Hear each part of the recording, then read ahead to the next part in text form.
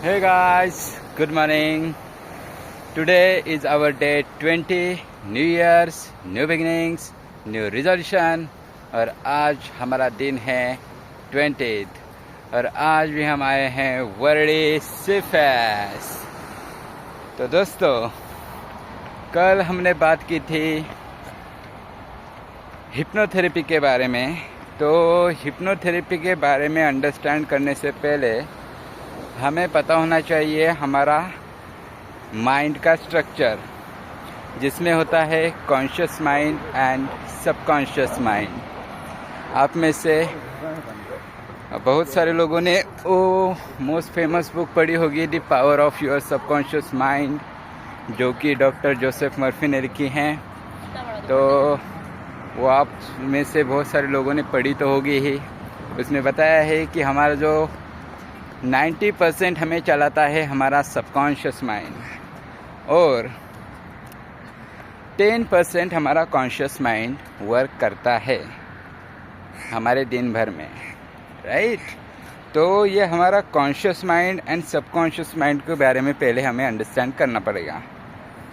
तो जो हमारा कॉन्शियस माइंड है, यानी कि हमारा विचार करने वाला, लॉजिक ढूंढने वाला, ये सही है या गलत है, सच है झूठ है, अच्छा है बुरा है, ये एनालाइज करता है हमारा कॉन्शियस माइंड। और जो 90% सबकॉन्शियस माइंड है, वो हमारे ब्रेन में एक पैटर्न बने हुए होते हैं।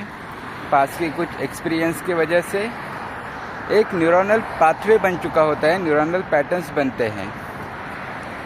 तो उसके वजह से क्या होता है, हम कुछ चीज़ें अगर बार बार करते हैं तो हमें उसकी आदत होने लगती है, हैबिट बनती है।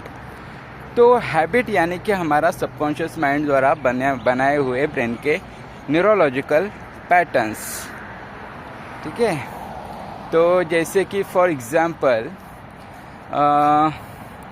हम पहले जब गाड़ी चलाना सीखते हैं, 4 व्हीलर हो 2 व्हीलर हो, तो हम काफ़ी कॉन्शियसली सब कुछ सीखते हैं। अभी क्लच दबाना है, अभी गियर डालना है, अभी सेकंड गियर पे डालना है, क्लच दबाना है, क्लच धीरे धीरे छोड़ना है, अभी ब्रेक दबाना है, स्टीयरिंग हैंडल घुमाना है, हम सब कॉन्शियसली करते रहते हैं। पर जैसे जैसे हम उसमें प्रैक्टिस करते हैं, दिन ब दिन हम उस पर वर्क करते हैं, हर रोज़ हम गाड़ी चलाते हैं, प्रैक्टिस करते हैं, तो उसके बाद में क्या होता है उसके वजह से हमारे ब्रेन में वो पैटर्न बन जाते हैं। फिर उसके बाद हमें वो ध्यान देना नहीं पड़ता है कि अभी मुझे गियर डालना है। यह हमारा सबकॉन्शियसली यानी कि एटम मोड पे ये चीज़ें हो जाती हैं, राइट। फिर कोई फ़ोन पे कॉल पे बोलते हुए भी गाड़ी चलाता है, क्योंकि वो पैटर्न बन चुके हैं, जिसके वजह से सबकॉन्शियसली हमसे हो पा रहा है, ठीक है। तो यही हमारे सबकॉन्शियस माइंड की पावर रहती है। और जो हमारा सबकॉन्शियस माइंड है, उसमें ही हमारे सारे पास के थॉट्स, मेमोरीज, इमोशंस, सब कुछ इस सबकॉन्शियस में ही स्टोर हुए रहते हैं। इसके वजह से कोई भी चीज़ सरफेस पे आती है कॉन्शियस के, और हमें तब वो ट्रिगर होने लगती है। कोई भी सिचुएशन हो, कोई भी पर्सन हो, अगर कुछ आपको बोलता है या फिर वैसी सिचुएशन आपके सामने आती है, तब वो पुराने पैटर्न जो सबकॉन्शियस में बन चुके हैं, वो कॉन्शियस के सरफेस पर आते हैं और वो हमें इमोशनली अफेक्ट करते हैं। साथ ही साथ हमारे थॉट्स भी वैसे बन चुके होते हैं। तो हमारे जो थॉट्स है, उनका भी एक पैटर्न बन चुका होता है, जिसके वजह से हम एक ही प्रकार का थॉट बार बार लाते हैं और वही इमोशंस में हम बार बार जीते हैं, ठीक है।